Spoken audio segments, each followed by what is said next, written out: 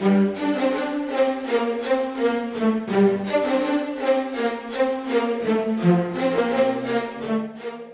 right, here's our next video all on how to deal with an upset customer. And this one is, we've heard, we've listened, we've taken notes. Your next step is you have to respond. And I'm just going to say you have to wait until the person is 100% done. Don't do it earlier than that.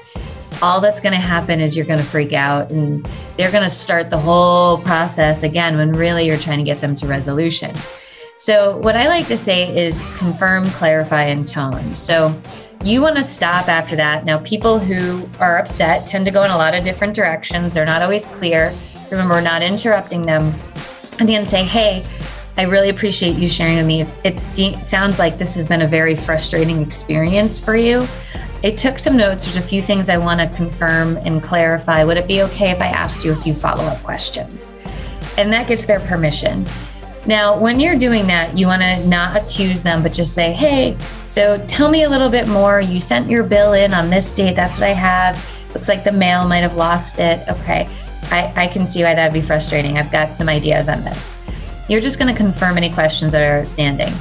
Now, it's super critical that you use your tone of voice. And this is something that when I train insurance agents, I don't think that they get for a while. Your tone of voice can't be like, well, you had done that on that date. Well, the mail's been slow. Why would you mail it? You can't, all right? Instead, you need to do what we call yoga instructor voice or late night DJ voice. Just kind of calm and slow and low. So you had mailed your payment in, it sounds like 2 weeks ago. It seems like the carrier hasn't received it yet. That's what you're saying, that they put you in cancellation mode. Okay, I can see how that would be really frustrating. So you have to focus on your tone. When your tone is calm and cool and yoga instructor, the people calm down too. And it makes it feel like they're on their side. You're not being combative. You're not being defensive. You're not saying that there's no hope. You're saying, let's work through this together. So your tone of voice matters. And by the way, the reason I say this is they train teachers to do this. So when kids are acting up in a classroom, they don't say, get in your seats, do this. That just escalates the situation. When you start talking like this, you just start doing a lesson. Everybody organizes peacefully and comes back together. And we can do that with upset customers too. So enjoy your 3-minute videos. I hope you're using these tips to be ridiculously amazing at service. And you keep focusing on how to unwind these upset customers. Hey everybody, so want to just let you know we have our Ridiculously Amazing Insurance Agent podcast. And if you have not already gone and subscribed to it, you're missing out. Because it's one of the only insurance podcasts out there that has no sponsors, 0 sponsors.